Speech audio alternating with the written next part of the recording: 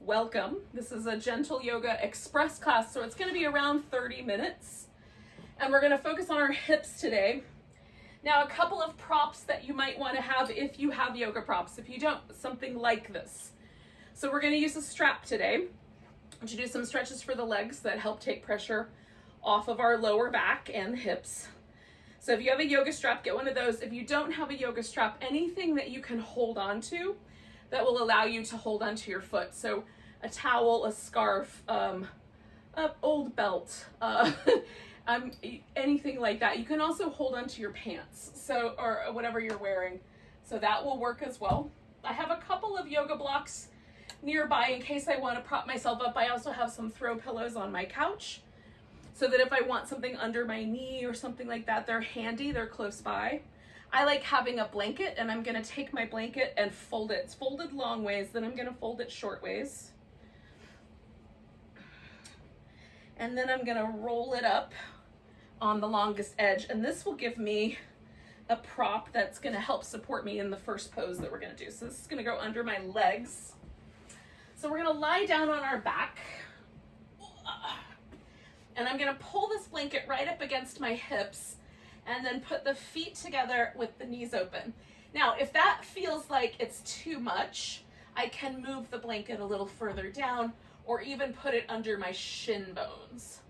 So you can find where that's going to be best. For me, I find hugging it up against the edge of the hips is the most helpful place to be. Then I'm going to kind of snuggle my shoulders underneath me and decide where my arms should land. Now, just for the purposes of a balanced shoulder, a lot of us, especially if we have to work leaning over a desk or over a computer or something along that line, we wind up with the shoulder moving slightly forward and around. So what we're trying to do is get the stabilizer muscle in the front of the shoulder to let go a little bit when we lay down.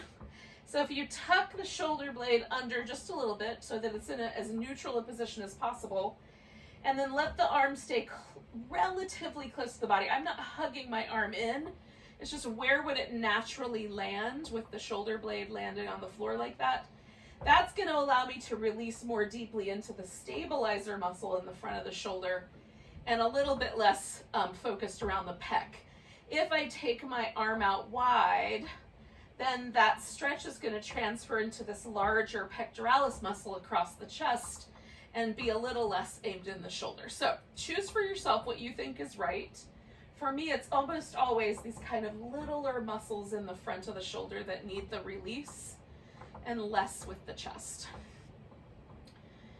So with the arms selected, the arm position selected, let yourself relax as best you can.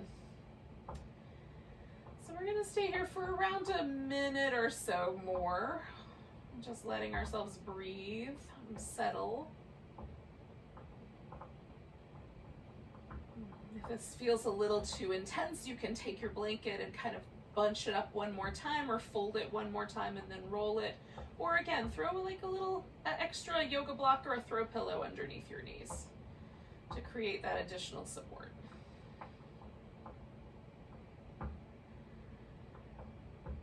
Try to breathe in such a way that you feel the navel and the ribs moving with the breath.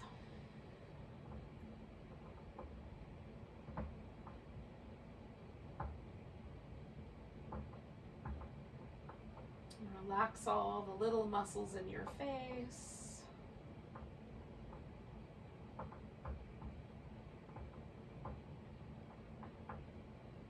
And let yourself arrive right here in this time and place.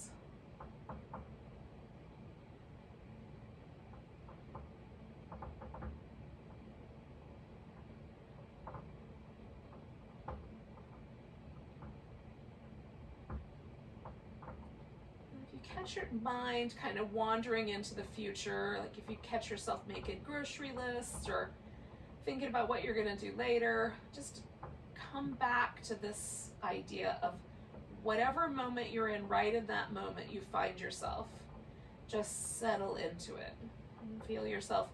Notice the room around you. That could be visual or just listening to the space you're in. Notice your body in space. Notice this next breath that's coming. And just recenter yourself in the present. We're going to do one more big breath.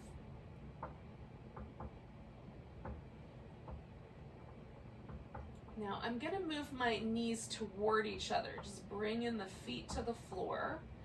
And for right now, I'm going to let them find the most easy, restful place. So this is called constructive rest position for the legs.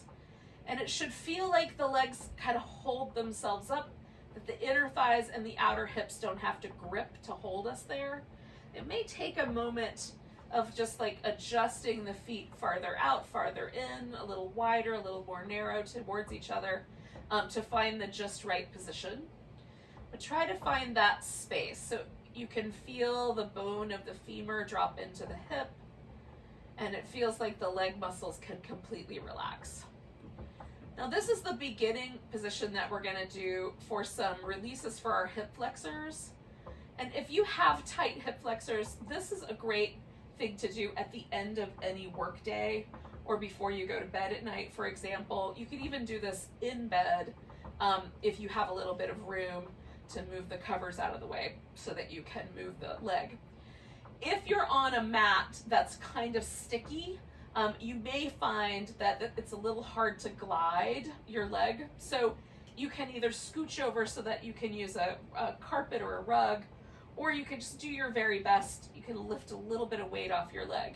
The more relaxed we can keep the leg, the more impactful this is. So with that in mind, we're gonna lift the right toes off the floor so just the edge of my heel is touching the ground. And then I'm gonna, as slowly and smoothly as possible, glide the leg out with the toes pointing straight up. When I get here, I'm gonna stretch out, almost like I'm stretching from above my belly button all the way through my leg. And then I'm gonna glide that leg back in and just pause. Now we're gonna stay with just the right leg or whatever leg you started with. So I'm gonna do it again, toes up, glide out. And I'm working on this kind of mountain pose arrangement, right? The toes pointing straight up for now. Glide the leg in, relax all the muscle there again. And feel that sort of release.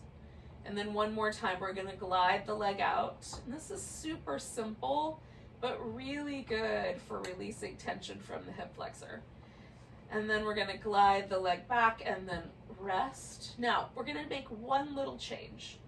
So we're gonna take the toes up, glide the leg out, and when we get all the way out, we're gonna rotate the whole leg towards the right. So externally rotate.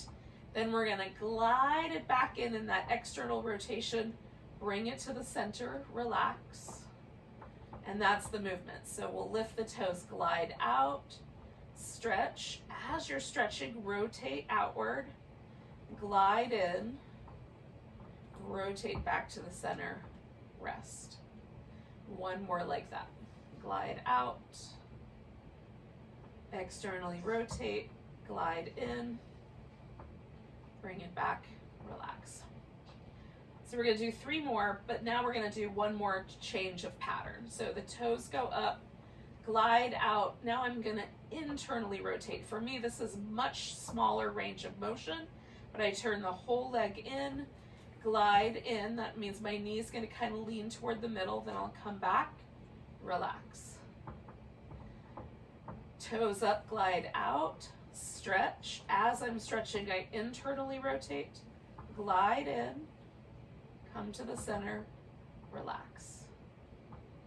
One more of those. Glide out, rotate in, glide back, back to the center, and then just relax for a moment. It'll take a second for your nervous system to completely settle. We're working with muscles that are quite intrinsic to human movement, and so sometimes it takes a moment for the nervous system to get the message that it's okay to let go. And then you're just gonna notice the 2 hips in relationship to each other. Now, for me, this is very subtle, but I notice a subtle deepening here that I don't feel on this side. And if I put my thumb right on the front of my hip, On the left side, I can feel the connective tissue quite prominently forward, and on the right side, I have to dig in there to find it. I can still feel the tendon of the hip flexor, but much less obvious. So I'm gonna do my left side and see if that changes, right? So I feel a little difference. Again, it's subtle. There's even a little sense that my lower back is closer to the ground on my right side versus my left. See if that's true for you. It might not be. We're gonna do the same movements on the left side. So toes up, gliding the leg out, and we're gonna do 3 of just the straight up and down, toes out. Feel yourself stretch all the way through the front of the hip. And then we're gonna glide back, rest. Toes up, glide out, stretch out, glide back, rest. Toes up, glide out, glide back, rest. Now 3 with the external rotation. So we'll glide out. While we're stretching, we rotate, glide in, bring the leg to the center, rest. Toes up, glide out, rotate outward, glide in, rotate back, rest. 1 more of those. Glide, rotate, glide back in, come back to the center, rest. We have 3 now with the internal rotation. So we're gonna glide the leg out while we're stretching, rotate inward, glide the leg back, be gentle, come back to the center, rest. Glide out, rotate in, glide back, return to center, rest. 1 more, glide out, rotate inward, glide back, rotate back, rest. And then just, again, we're gonna let it settle for a moment and just see if you can feel any difference in the hip, low back area. And if I take my thumb here, and this happens almost every single time, I no longer feel that tendon pressing forward. It's there, and if I dig my thumb in there, I can find him. There he is. But it's not prominent. So that really simple movement helps release the pressure, the tension from the hip flexors, and allows the hip to more gently settle itself in.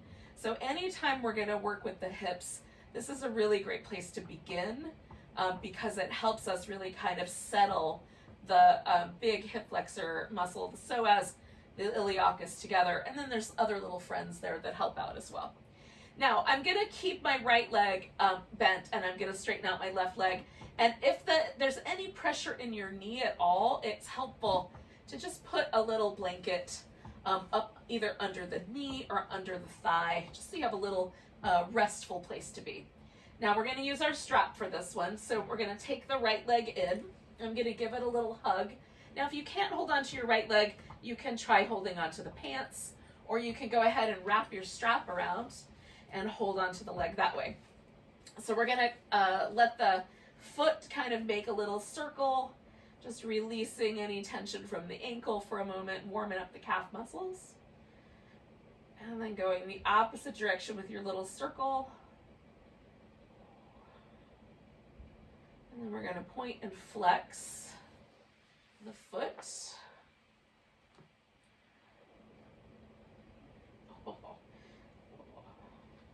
I like to get my toes involved as well. Then you're going to lasso your foot with a strap or anything that you've got, towel, scarf, whatever you happen to have. Now I like this up near the ball of my foot so that I can pull my toes down a little bit, press up through the heel. That gets my calf muscles a little more included. Now you want to kind of figure this out. For me, having the legs straighter and a little bit farther back is better than trying to pull the leg really far forward and bend the knee. Bending at the knee for me shoots all of the pose right to this attachment point of the hamstring at the hip, the sit bone. So instead, if I have my leg straighter, it distributes that stretch more thoroughly through my leg, and I just don't bring the leg closer. So that's something that you're going to have to sort of experiment with on your own as to what's going to be the better choice for you regarding how far in or out to bring the leg. Now we want a gentle stretch, something that you just feel, and then we're going to pause here for about a minute or so more. Again, you can make little tiny incremental changes. So if you rotate the leg out just a little bit, so we've got that little slightly externally rotated leg, you're going to feel that slightly differently in the hamstrings than if you were to rotate that leg in slightly, right? So for me now, I'm feeling that more on these inner hamstrings versus the outer ones. If I rotate out, I feel a little bit more in the outer part of the hamstrings. Somewhere right in the middle, a little more even throughout the whole back of my leg. So you can experiment a little bit, see if there's a better spot for you. Ooh. We're going to take about 3 more breaths.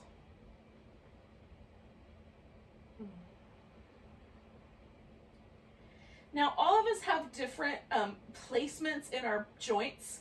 So the placement of the femur bone, the shape of the head of the femur, the placement of the little depression. I don't know if that's the right word.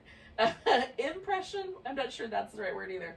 But there's a little divot, a little cup where the femur sits in the hip. It's called the acetabulum, and that the shape of that and the placement of that is going to make this next pose different for everyone.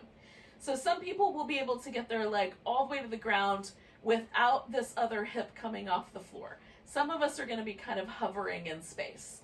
So if you hover in space, like I do, you can fill some of the space with a pillow or a yoga block, and that can give you a little bit of support so that we're not overdoing this inner thigh. The bulk of the muscle of the leg is kind of located between the center here of the thigh and the center on the back.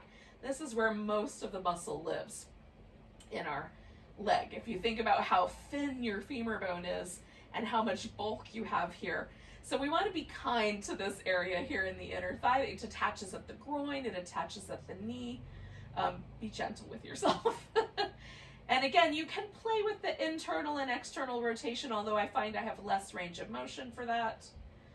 And then you can also decide whether you have more of a flexed foot or more of a bent knee. The same rule doesn't apply to the inner thigh as does the hamstring for me. A little bit of a bend in the knee is not problematic here.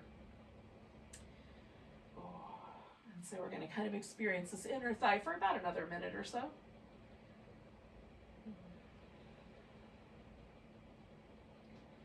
Again, you can make little minute changes to make sure that you're staying in a good relationship with yourself.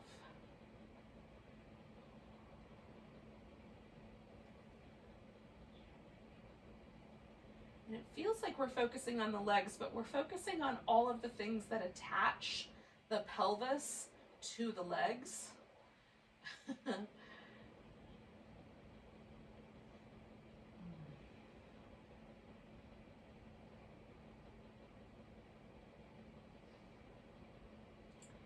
All of these muscles exert force on the pelvis, the hip flexors, the leg muscles, and we'll get to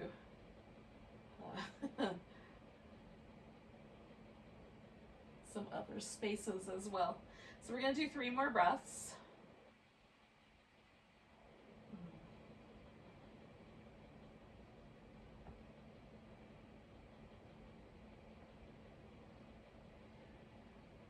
Now with the exhale, I'm going to bend my knees slightly, bring my leg back to the center. Now I have some space limitations. I'm practicing with furniture over here. So for the next pose, I'm going to take the strap off my foot and I'm going to bend my knee, and then I'm coming over into a spinal twist. So I'm going to do that with a little bit more, compactness of body. I have a blanket here that I've put underneath my leg so that I can land nicely with my shoulders still on the floor. And then you have some options. You can turn the head into the twist or out, so that you can go either direction. You can extend more through the arm or less through the arm. You can even keep the arms in a little bit, and that will change your experience of the pose.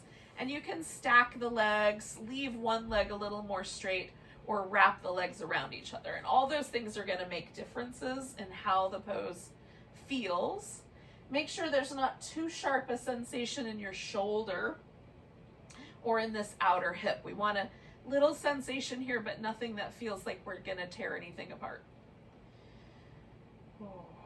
Yoga is really most powerful when it's done very gently and incrementally.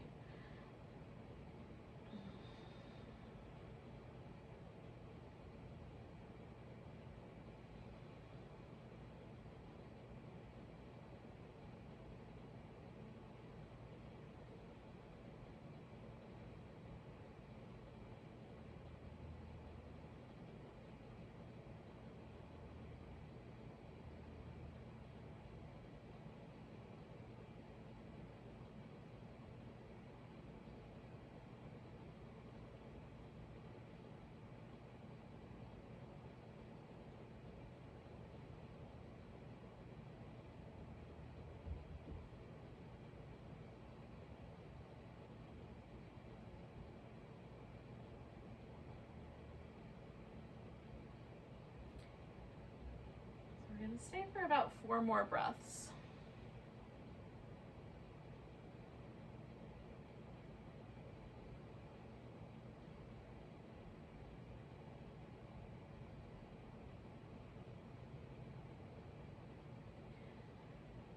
Now I've started by bringing my head back to the center. Then I'm going to bring my top leg back and let everything else follow.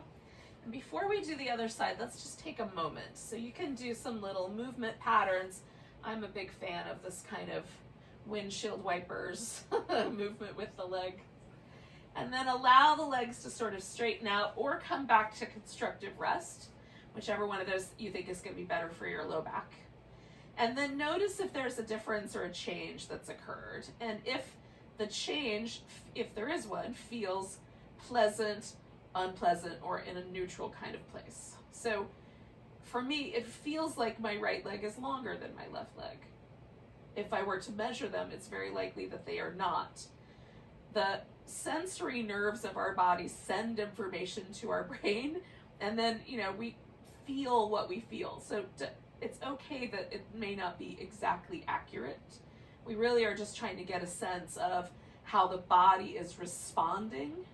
And what's important about this is the fascia, the connective tissue layer that lives here in the body, that has way more sensory nerves, especially the fascia that's close to the surface, way more sensory nerves than the muscle tissue even itself. So a lot of the data that we get back to the brain is coming from the connective tissue sheath that lives under the skin and around every muscle that we have. So that sends this data back. So I find that this feels pleasant, and so I'm inclined to want to do the exact same thing on the other side. So if you find that it's relatively unpleasant, so there's anything that feels tender or sore, then what you may want to do when you do your second side is be a little bit more gentle and see if it makes a good difference for you. So we're going to grab hold of this leg, and again, you can hold on to it in whatever way is appropriate with the strap, or just leave, hold on to your pants or whatever. And then we're going to spin the foot in circles. And these are super simple poses, but they're really effective at taking a lot of the pressure away from the pelvis. Go the other direction if you haven't already.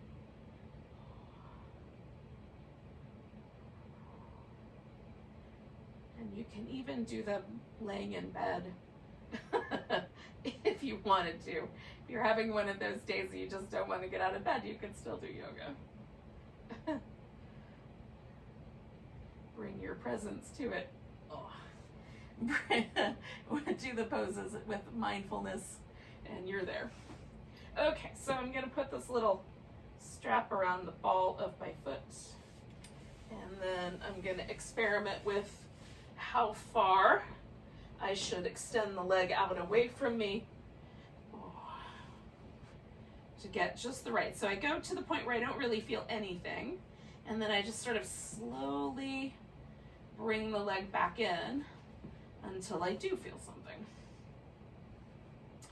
And then that's the point where I begin. Sometimes once the body is in a pose, within a few breaths, you'll feel things soften and start to fade out. And you can always deepen a pose. But if you go really deep into a pose to begin with, there's nowhere to go.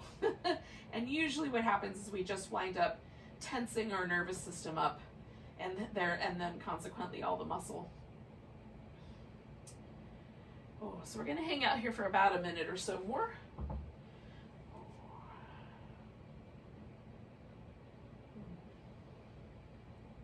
And again, I'm just playing really gently with a tiny bit of rotation here and there, allowing my heel to press away, and just kind of exploring the shape as it is. I also like to notice, like, oh, am I gripping with my thigh? What happens if I let that go?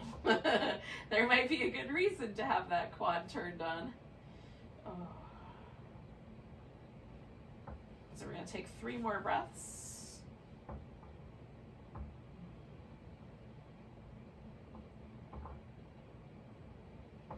So again, I've got some space limitations here in my world. So as I go out to this sideways pose, I'm going to run into the furniture, but I still feel things here. So I'm still doing a pose. I can readjust myself in space a little bit. You could even turn yourself all the way around if you have similar issues. But for my purposes here today, this is going to work just fine.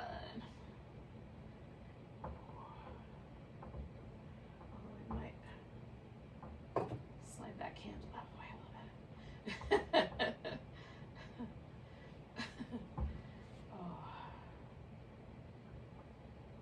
And again, I can do like little teeny rotations to see how that works. These are the kinds of little incremental movements that teach us really how our body is constructed, whether we're even, maybe there's little changes, little differences on the left side versus the right.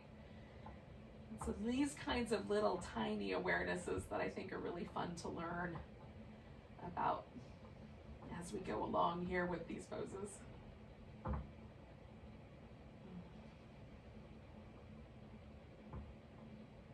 The more intimate and detailed I can become with my body, the more those kinds of skills can translate into other places in my life. So we're going to do 2 more breaths. So this is really about building the skill of discernment, of being able to really tune your awareness in quite tightly to things. And in many ways, discernment is the hallmark of yoga. Like if we read the Bhagavad Gita or some of the other texts that come from ancient India, we learn a lot more about how the idea of being able to really know how we're being led or guided, and what are things that are coming from within, and what are ideas that we have about life that come from outside sources that may or may not be accurate. So we're practicing discernment when we pay attention to these little teeny tiny micro things in the body, and hopefully that will help us learn that skill and be able to apply it in other contexts. So I took myself into my spinal twist in case for any reason that would be helpful to know. And again, I've, kind of set myself up with a blanket. I've got myself settled. And then I just like lean a little more in that direction with my thigh, or I might shift my hip a little down, or rotate my arm just a notch. And these are just little incremental changes. I'm not doing them quickly. And again, that's just this notion of sort of practicing paying attention. And it keeps me also from venturing into grocery listing and things like that, because I have something to do with my brain. It likes to be busy. So we're going to take some deep breaths here. We'll stay for at least another 45 seconds or so.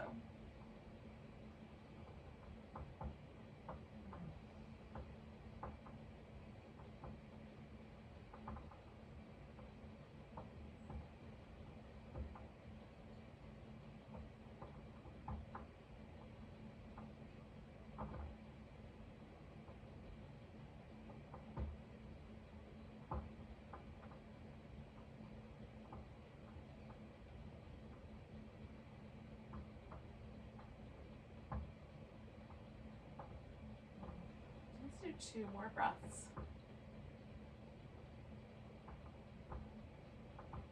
Now I'm gonna come back to the center with this top leg first, and let everything else sort of follow me.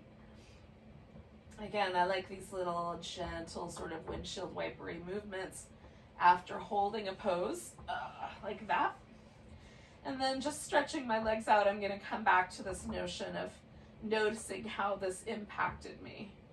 So I know there are some imbalances in my body. I have a slightly tighter right side than I do a left. But what I'm noticing is that there's a sense that the legs are more even in length, that there's a kind of release. I can still feel that my right side is slightly tighter, but that's a normal occurrence for me.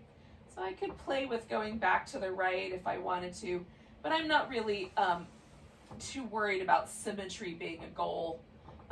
So let's do some things a little different.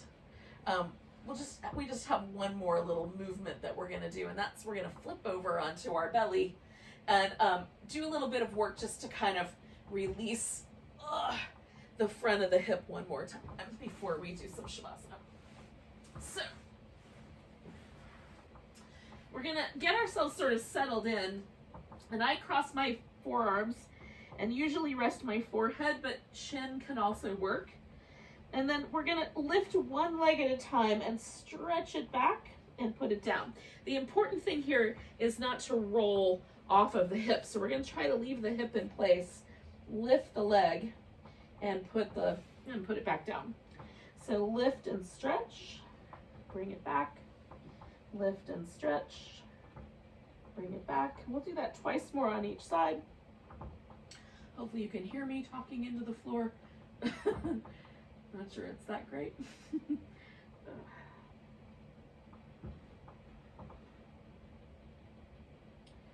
And then, with that little release, we're gonna just take ourselves, like you could do a little child's pose, you could do a shavasana, so you could do a seated pose, whatever you think is gonna be the best pose for you to relax.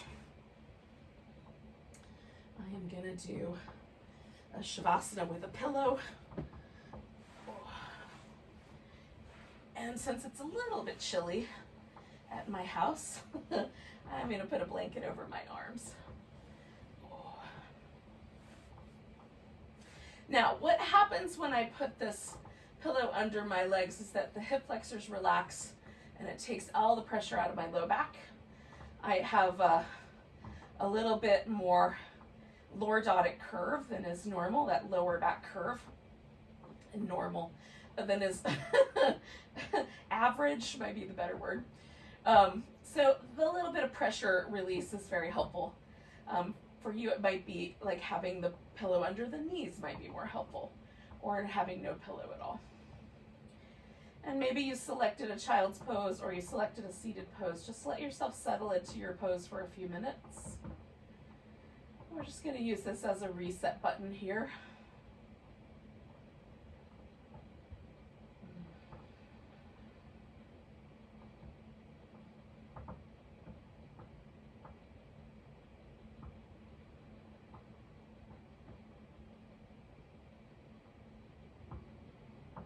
Try to feel yourself relax every muscle, including the ones in your face.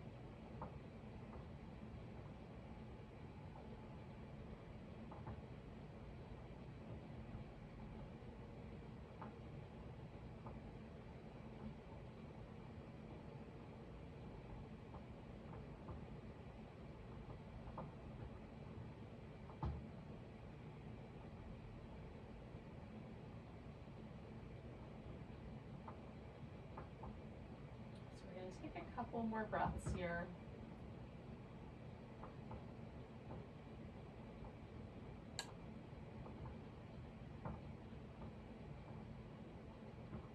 And take a big inhale and stretch into it. Give yourself a little back massage if you like.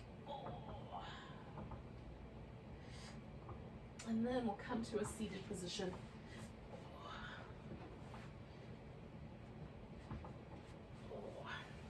So hopefully you'll walk away with your hips feeling all nice and loose.